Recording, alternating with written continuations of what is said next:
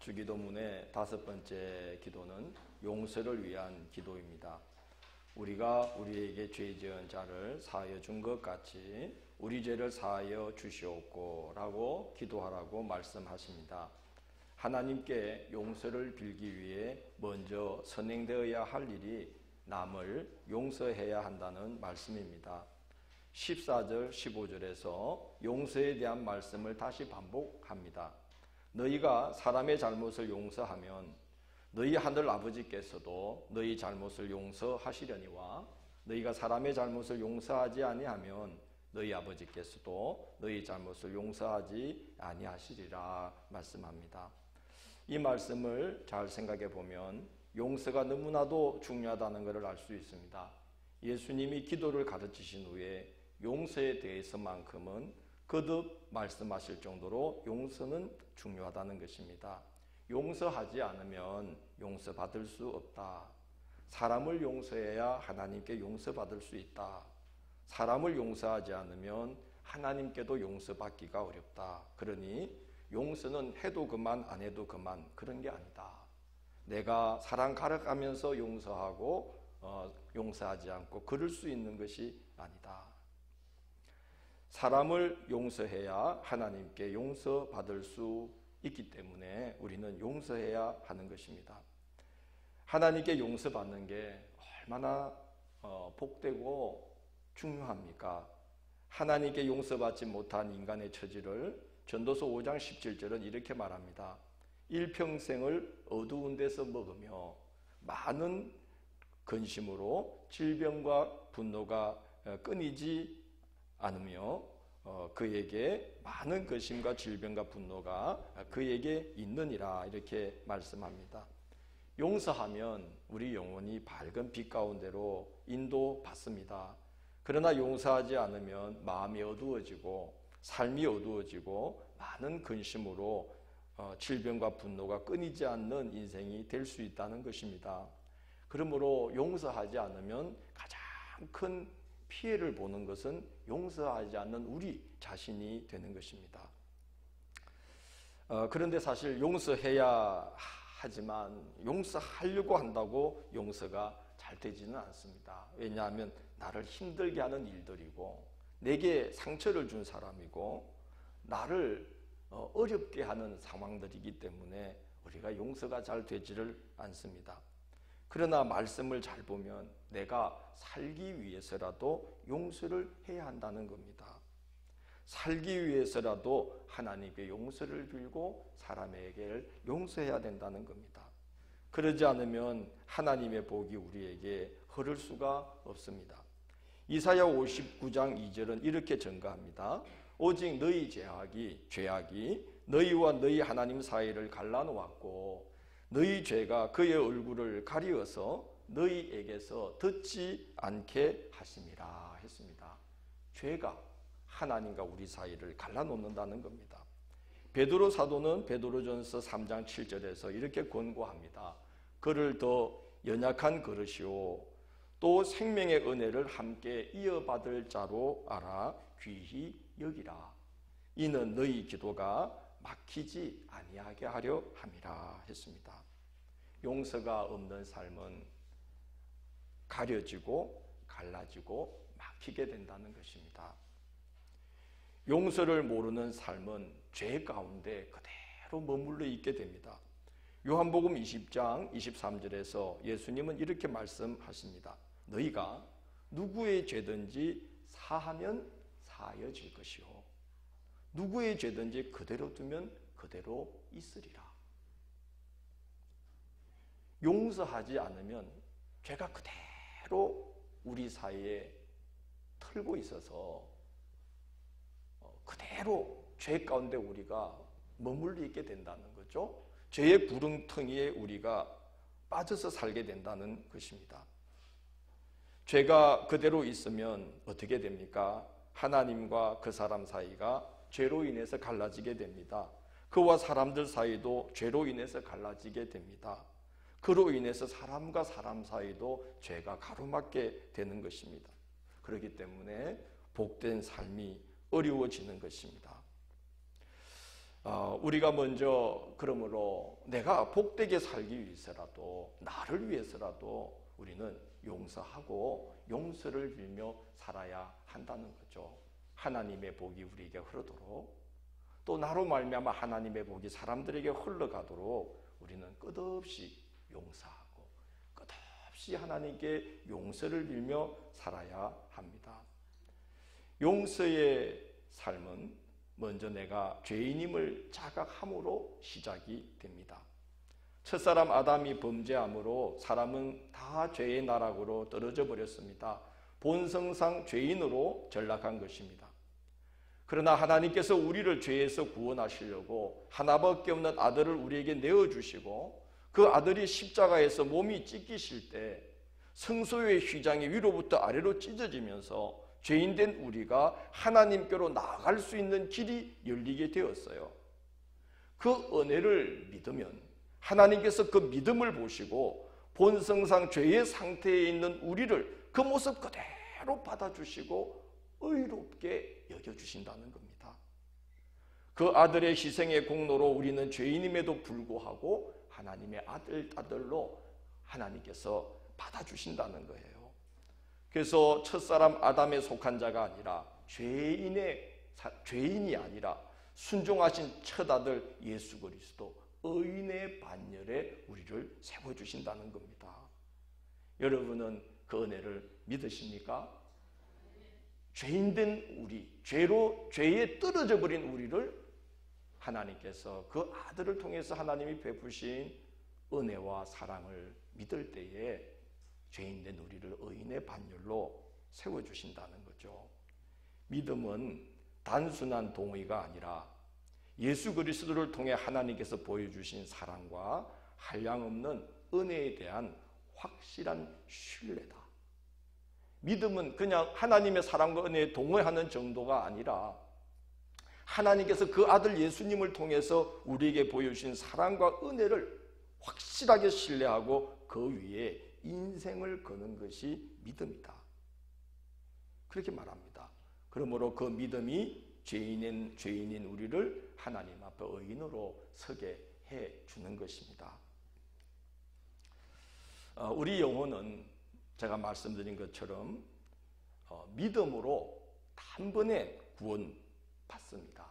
그러나 그럼에도 불구하고 우리의 성품과 기질, 태도, 생각들은 여전히 죄에서 자유롭지 못합니다. 미숙하고 온전치 못하고 그럼에도 불구하고 우리는 교만하기까지 합니다. 그래서 말로, 생각으로, 행위로 악한 열매들을 끊임없이 맺으면서 우리는 살아가고 있습니다. 앞서 예수 그리스도의 은혜로 우리가 구원받은 그 죄는 원죄라고 그러죠. 본성상 죄인인 우리를 가리켜서 원죄라고 그러는데, 후에 제가 말씀드린 그것은 우리가 잘못됨으로 실수와 오류와 허물로 살아가게 되는 그런 죄들, 자범죄, 스스로 짓게 되는 일상의 죄라고 합니다. 우리는 그런 부분들을 끊임없이 회개하고 하나님께 용서를 빚는 기도를 드려야만 합니다. 우리가 예수 그리스도의 은혜로 죄인된 우리가 의인의 반열에 서게 된 그 은혜는 단 한 번의 믿음으로 족합니다. 그러나 우리의 자범죄에 대해서는 매일같이 우리는 회개의 기도를 드려야만 하는 것입니다.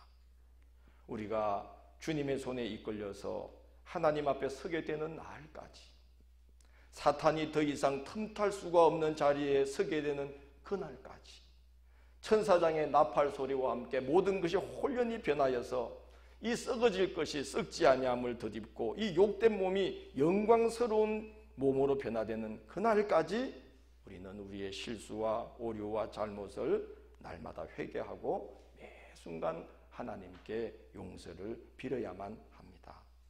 그래야 우리 영혼이 이 세상 가운데에서 온전하게 보존받습니다. 하나님이 우리를 향한 가장 간절한 기대와 소망, 바람은 우리가 이 세상 가운데서 믿음이 온전하게 보존되는 것입니다. 크게 잘 사는 거 아닙니다. 성공하는 거 아닙니다. 다만 악에서 뭐죠? 제가 기억이 잘 안 나네. 다만 악에서 구하시옵소서. 믿음이 보존되는 걸 주님이 가장 원하십니다. 그러려면 우리는 날마다 우리 영혼이 온전히 보존되도록 회개의 기도를 드려야 되는 줄로 믿습니다. 매일 자신의 허물과 죄와 오류들을 성찰하고 회개하고 용서를 비는 기도를 드리면 다른 이들의 허물과 죄와 오류에 대해서 관대해지기 시작합니다. 주 안에서 항상 기뻐하라. 내가 다시 말하노니 기뻐하라. 너희 관용을 모든 사람에게 알게 하라. 주께서 가까우시니라. 아무것도 염려하지 말고 다만 모든 일에 기도와 간구로 너희 구할 것을 감사함으로 하나님께 아뢰라. 그리하면 모든 지각에 뛰어난 하나님의 평강이 그리스도 예수 안에서 너희 마음과 생각을 지키시리라.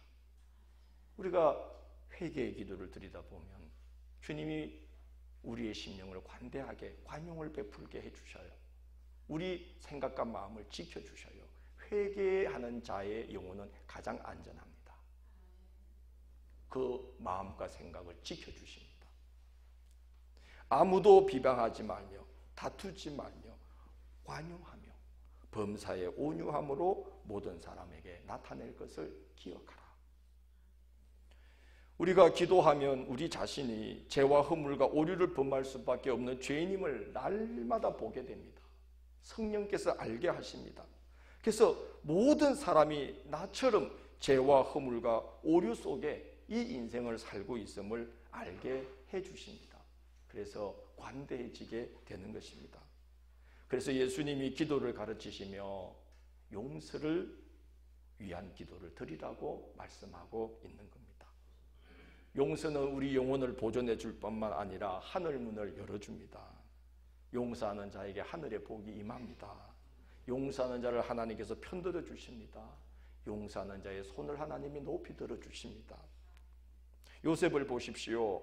양을 찌는 형들에게 도시락 좀 갖다 주라는 아버지의 부탁을 받고 형들에게 도시락 갖고 갔습니다. 이 형들이 그 동생이 미워서 구덩이에 빠뜨려 놓고 이놈을 죽일까 살릴까 팔아넘길까 의논하면서 동생이 가져온 그 도시락을 까먹으면서 그 구덩이 주위에서 형제들이 의논을 하고 있습니다. 요셉은 절구하면서 형들 나를 좀 도와달라고 살려달라고 부르짖는데 그 형제들이 도시락을 다 먹고 나서 동생을 글쎄 그 도시락을 끝까지 갖고 온 동생을 그냥 애굽의 종으로 팔아넘겨버렸어요.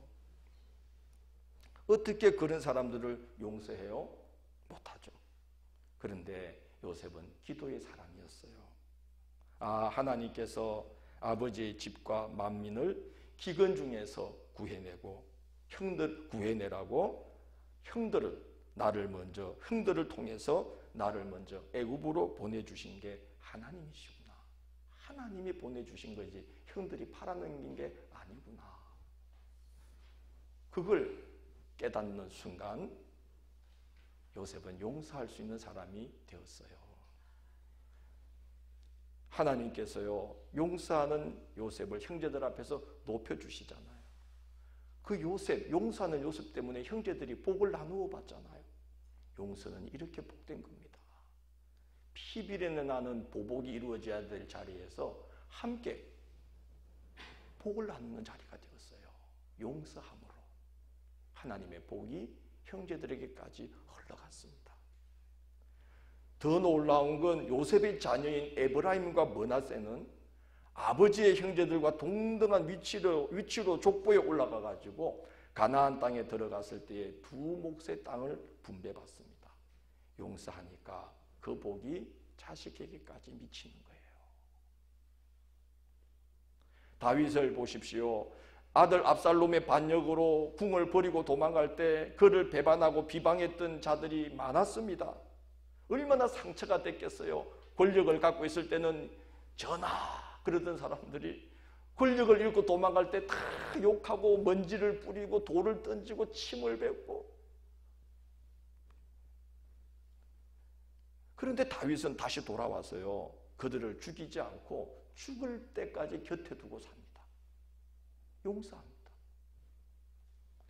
다윗이 죽고 아들 솔로몬이 어린 나이에 왕으로 등극하는데 놀라운 건 다윗도 생전에 버거워했던 사람들이 솔로몬에게 꼼짝 못합니다. 솔로몬의 능력이 아니지요. 용서를 실천한 다윗을 보시고 하나님께서 그의 자녀의 길을 형통케 하시고 자녀에게 사람을 다스릴 권세를 하나님이 허락해 주신 거예요. 우리는 복되게 살기 위해서라도 묵은 마음을 갖지 말아야 합니다. 내가 마음을 열어야 하늘 문이 열립니다. 내가 마음을 열어야 하늘 창고가 열립니다. 내가 마음을 열어야 하나님의 은혜가 강같이 우리에게 흐릅니다. 내 속에 은혜가 흘러야 그 은혜가 사람들에게도 흘러갑니다. 내 자녀에게 흘러갑니다. 옆에 교회에게 흘러갑니다. 교회 가운데 흐르고 가정 가운데 흐르고 내가 가는 곳곳마다 열린 내 마음을 통해서 하나님의 은혜가 강같이 흐르게 됩니다. 나는 복 있는 사람이 됩니다. 나는 복을 주는 사람이 됩니다. 그 이상의 복이 어디 있겠습니까? 무거운 마음을 갖게 하는 것은 사탄이 하는 것입니다. 성령은 절대로 무거운 마음을 갖게 하지 않습니다. 에스겔 36장 26절에서 하나님은 성령을 부어주시리라고 약속하시며 이렇게 말씀하셔요. 새 영을 너희 속에 두고 새 마음을 너희에게 주되 너희 육신에서 굳은 마음을 제거하고 부드러운 마음을 줄 것이며. 성령이 임하면 굳은 마음이 어떻게 된다는 거죠? 부드러워진다는 거예요. 열리는 거예요. 내 영혼이 잘됨 같이 내가 범사에 잘되고 강건하리라. 열리는 거예요. 성령이 임하면 굳은 게, 막혀있던 게 열리면서 복이 흐르게 되는 거예요. 용서할 때 가능한 겁니다. 용서를 빌며 살 때 가능한 겁니다. 회개할 때 가능한 겁니다. 굳은 마음은 사탄이 주는 마음입니다. 자신의 죄와 허물을 보지 못하게 함으로 남의 실수와 오류와 허물만 덜쳐내게 하고 끝없이 비방을 일삼으면서 자기 자신도 하나님과 화목되지 못하게 하고 사람과도 화목함을 이루지 못하게 하고 방해하여서 결국은 하나님의 복이 차단되어 버리게 하는 것이 사탄의 계략입니다. 그러므로 굳은 마음은 하나님이 주는 마음이 절대로 아닙니다. 성령은 굳은 마음을 우리 가운데서 제거하고 부드럽게 해주십니다. 복 주시려고. 그러나 사탄은 굳게 합니다. 하나님의 복을 받지 못하게 막으려고 그러는 겁니다. 그렇기 때문에 우리는 항상 우리를 향한 하나님의 한량없는 용서의 증표가 되시는 예수 그리스도를 날마다 바라보고 그가 우리를 위하여 몸을 찢어주신 그 십자가 위에 우리의 굳은 마음과 우리의 더러운 삶을 날마다 그 십자가 위에 우리는 얹어 놓아야 됩니다. 내 힘으로는 안 되니까. 우리를 위하여, 죄인된 우리를 위하여 죄가 없으신 그분이 자기 몸을 찢어주신 그 놀라운 용서 위에 우리 자신을 얹어버려야 돼요. 얹어야 돼요. 나는 내 힘으로 못합니다. 십자가의 주님 나를 도와주셔서 용서 가능한 삶이 되게 해주세요. 얹어야 됩니다. 예수님 위에 날마다 우리의 더러운 몸과 우리의 굳은 마음을 예수님 위에 얹으면서 살아가시기를 원합니다. 그러면 은혜가 우리에게 흐릅니다. 그러면 우리가 남의 실수와 허물과 죄와 오류를 보는 것이 아니라 자꾸 내 자신을 보게 됩니다. 내가 하나님의 은혜가 아니면 지옥 구덩이로 떨어질 수밖에 없는 이 죄와 허물과 오류와 실수투성인 나를 하나님이 구해주신 그 아들로 인해서 구해주신 은혜를 우리가 자꾸 깨닫고 감사하게 되고, 그러므로 다른 이의 죄와 허물과 실수와 오류도 우리는 늘 용서하면서 살아가게 되는 겁니다. 예수님은 우리가 서로 용서하지 않으며 사는 것이 얼마나 이상하고 어처구니 없는 일인가를 설명하기 위해서 한 비유를 듭니다. 어떤 사람이 1만 달란트를 탕감받았다는 거예요. 여러분, 1만 달란트가 어느 정도의 금액이냐 하면요, 한 사람이 그 당시에 20만 년을 한 푼도 쓰지 않고 모아야 되는 액수입니다. 오늘도 안 놀랄 거라고 제가 20년도 아니고 200년도 아니고 2000년도 아니고 2만 년도 아니고 20만 년을 죽지 않고 계속 매일 일하면서 한 푼도 안 쓰고 모아야 되는 액수가 금 1만 달란트. 그러니까 예수님이 1만 달란트 빚진 자 그렇게 이야기 꺼낼 때 우와 그렇게 들었을 거예요. 당시 사람들은. 그 빚을 어떻게 갚아? 근데 이 사람이 탕감을 받았어요. 근데 그렇게 엄청난 은혜를 입고도 이 사람이 그 가치를 몰랐던 거예요. 가치를 모르면 아무리 은혜를 베풀어도 그 고마움을 모르게 됩니다. 우리는 알아야 됩니다. 은혜의 가치를 알아야 되죠. 애들이 사춘기 때 뻑하면 하는 말이 있어요. 엄마 아빠가 나 위해서 해준 게 뭐 있어? 애들이 미치겠어. 그 어릴 때 오반대를 다 데리고 다니면서 막 그거를 업고 저는 막 애들을 막 제가 옛날에 산을 너무 좋아해가지고 옛날에 그 알루미늄으로 된 거 아셔요? 우리 세대는 알 텐데 어깨에 메고 등 뒤에 애를 그 태운다니까. 제가 그때 기억이 한결인지를 그 태우고 내가 그 저쪽 그 가야산이라고 있어요. 태안에 그 서산 쪽에 800m 되는 산을 능선을 막 자연을 느끼게 해주려고. 근데 전혀 기억을 못하네.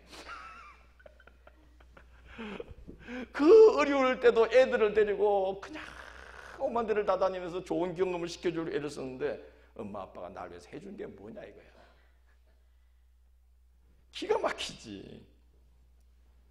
지들이 알바하면서 막말로 개고생을 해보니까 알더라고. 야 이게 엄마 아빠가 날 위해 쓰는 게 보통이 아니구나. 이 사람이 20만 년을 죽도록 벌어서 갚아도 갚기 어려운 그런 빚을 탕감받는 은혜를 입었는데 가다가 자기한테 100데나리온 빚진 사람을 만났어요. 이 100데나리온은 한 두세 달만 모으면 갚을 수 있어요. 빚독촉을 하고 밀치고 협박하고 고발하고 옥에 가둬버렸습니다. 말이 안 되죠. 예수님 말씀을 듣던 청중들이 하나같이 다 그렇게 생각했을 거예요. 야 저건 인간도 아니다. 사람의 탈을 쓰고 어떻게 그럴 수 있어. 그런 생각했겠죠. 아니 20만 년을 모아야 갚을 수 있는 빚을 당장에 탕감받았는데 한 번에 탕감받았는데 2, 3개월이면 갚을 수 있는 자기에게 빚진 자를 용서를 그걸 못해? 말도 안 되지. 그거 사람도 아니야. 인간도 아니야. 그렇게 생각했을 텐데 예수님 말씀은 바로 그 사람이 누구라는 거예요? 말도 안 되는 그렇게 살고 있는 사람이 너희들이라는 거예요. 당신들이 그렇게 살고 있지 않냐 이거예요. 하나님 앞에 말로 닿을 수 없는 은혜를 입고 살아가면서 우리가 용서를 하지 못한다는 것은 말이 된다 안 된다? 말이 안 된다. 사람이다 아니다? 사람이 아니다. 이게 예수님 말씀이에요. 말이 되느냐 이거예요. 우리가 그 은혜를 알면 용서할 뿐만 아니라 그 은혜에 감격하여서 범사에 감사함으로 살고 은혜를 베풀려고 하게 되고 헌신하면서 늘 은혜를 갚으려고 살아가게 됩니다. 우리는 은혜로 살아야지 불평, 불만, 비방, 비난, 험담 그런 걸 일삼으면서 살아가면 안 됩니다. 그러면 인생의 길을 제대로 걷는 자가 되기가 어렵고 중요한 건 신앙의 길도 제대로 걸을 수가 없어요. 왜냐하면 기독교 신앙의 핵심은 십자가에 나타난 하나님의 크신 은혜와 사랑, 용서거든요. 은혜와 용서로 살지 않으면 하나님의 집을 세우는 것이 아니라 허무는 삶이 되는 것입니다. 어떤 교회에 한 속회가 하도 시끄러워서 목사님이 부목사를 인도자로 세웠어요. 싫어하고 이름만 대면 알 수 있는 교회입니다. 가까이 있죠. 목사님이 부목사를 보냈어요. 가서 좀 잘 인도하라. 1년이 지났는데 목사님이 그 속회 식구들과 몇몇 교인들을 더 데리고 나가서 개척을 했네요. 목사님이 미치려고 그러는 거예요. 담임 목사님이. 내가 가까이에서 그 과정을 다 봤고 그 목사님의 그 호소를 내가 다 들었고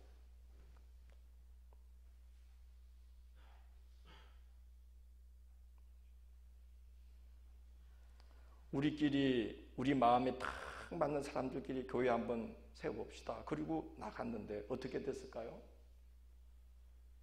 2년이 못 가서 교회가 해체됐습니다. 생각해봐요.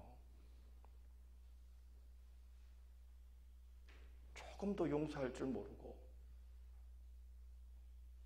감사보다는 불평을 일삼고 헌신하지 않고 계산하고 그러는 분들끼리 모였어요. 나가서 교회 건물 임대 내는 그 임대료도 2년 동안 2년을 감당을 못해요. 나가서 알았죠. 나가서 깨달았죠. 아, 교회라는 거는 우리가 그렇게 떠들고 비방하고 비난할 수 있었던 거는 말이 이까지 올라와도 기도로 꾹 새기고 문제가 드러나더라도 허물이 있더라도 불평 불만할 만한 것들이 있더라도 그걸 다 그리스도의 사랑으로 감싸 안고 자기가 품고 차라리 내 가슴에 가시가 박힐지언정 남에게 가시를 박지 않으려고 기도하며 품고 있었던 수많은 기도의 사람들이 있었기 때문에 우리가 거기서 그러고도 교회가 건재했던 거구나. 그걸 알게 된 거예요. 교회는 마음 딱 맞는 사람들끼리 모인다고 교회 되는 거 아닙니다. 성령이 임해야 교회가 되는데 성령이 어떻게 임합니까? 마음 딱 맞는 사람들끼리 있는다고 성령이 임하는 거 아닙니다. 안 맞는데 맞추려고 기도하고 십자가 앞에 나와서 주님 너무 힘들어요. 맞출 수가 없어요. 되지를 않아요. 내 힘으로 못하겠어요. 아버지 도와주세요. 그럴 때 성령이 임합니다. 십자가를 경험하게 됩니다. 내가 남을 찌르고는 십자가를 경험 못해요. 내 속에 박혀오는 가시를 그리스도의 사랑으로 품고 주여 도와주세요. 그럴 때 성령이 임해요. 그럴 때 교회가 되는 거예요. 그러니까 여러분 이 사람 저 사람 다 있어야 돼. 할렐루야. 그러면서 아버지의 뜻을 찾아가면서 순종하려고 할 때 교회에 성령이 임하는 거예요. 더러운 문제가 있어도 괜찮습니다. 실수와 오류가 우리 가운데 나타나더라도 괜찮습니다. 붙들고 기도하면 성령 임합니다. 여러분 혹시라도 불만이 자꾸 쌓이고 요즘 따라 목사님 너무 보기 싫고 그러면 몇 분이 모여서 마음에 딱 맞는 목사님 사모님 모셔다가 나가서 한번 교회를 세워봐요. 대번에 알게 돼요. 뭘 알게 되느냐. 야, 저 교회가 30년 넘게 저기 서 있는 건 엄청난 일이다. 뭐 문제가 있든 없든 30년 이상을 한 교회가 거기 서 있는 건 엄청난 일이구나. 그러면서도 계속해서 자라올 수 있었던 거는 어마어마한 은혜구나.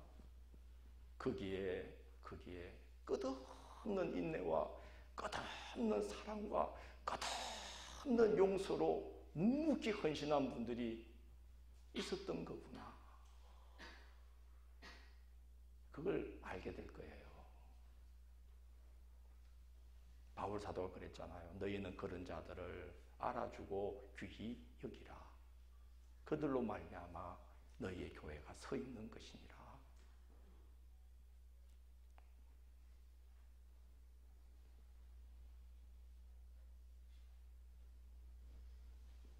교회가 온전치 못해도 목회자와 성도들에게서 다소 부족함이 보이더라도 이해하고 용서하고 품고 그럼에도 불구하고 사랑으로 대할 줄 아는 성도들이 교회에 있기 때문에 그런 분들이 많이 세워져 있기 때문에 이 교회가 여기 30년 넘도록 존재하고 있어요. 해마다 잘하고 있어요. 그걸 알아야 됩니다.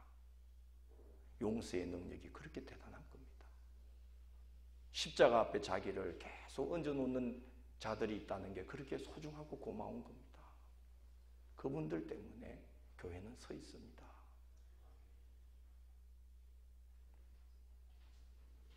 예수님은 주기도문을 제자들에게 가르치고 있어요.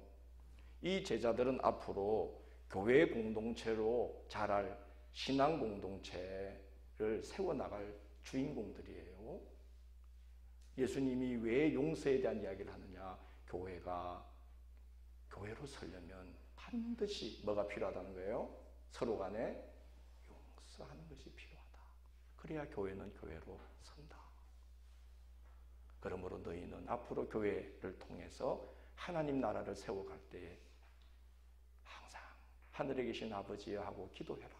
나를 의지해라. 아버지 이름이 거룩히 여김받도록 기도해라. 그래야 교회가 거룩한 질서가 선다. 나라가 너희 가운데 임하도록 끝없이 기도해라. 이 교회 가운데 하나님의 나라가 임하도록 끝없이 기도해라. 뜻이 하늘에서 온전히 이루어진 것처럼 교회 공동체가 온전해지기를 끝없이 사랑으로 품고 계속 기도해라. 교회가 필요한 우리의 일용할 것들을 계속해서 기도해라. 그리고 서로 뭐하라? 용서하라. 사람 힘으로 안 되니까 용서가 가능하도록 하나님께 빌어라. 그러면 나도 너희의 허물을 용서해 주며 너희 가운데 은혜가 흐르는 신앙 공동체가 세워지고 하나님의 나라는 이런 거야 하는 걸 보여줄 거다. 여러분, 제자 공동체는 오색찬란했습니다. 무슨 말이에요? 별의별 사람들이 다 있었어요. 그런데 서로 기도하고 성령 임하고 용서하고 마음을 열고 마음이 부드러워질 때에 그들이 초대교회, 천국 공동체를 이루게 되었습니다. 저는 우리 교회가 그렇게 나아가게 되기를 소망합니다.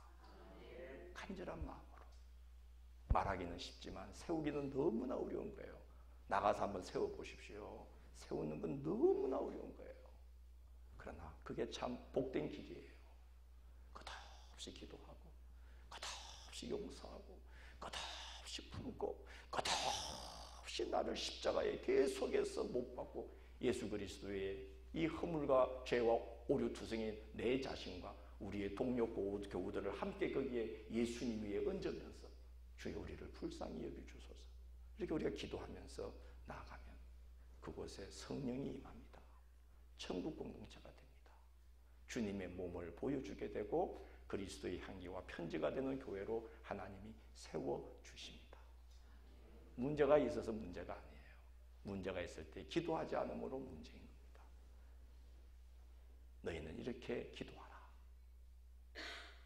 중심으로, 너희 마음의 중심으로 사람을 용서하면 나도 너희를 용서하고 큰 은혜를 너희에게 허락할 것이다. 그랬습니다. 서로 용납하고 품고 끝없이 서로를 위해서 기도해 주시면서 나아가는 우리의 신앙의 여정이 되기를 주의 이름으로 권면합니다.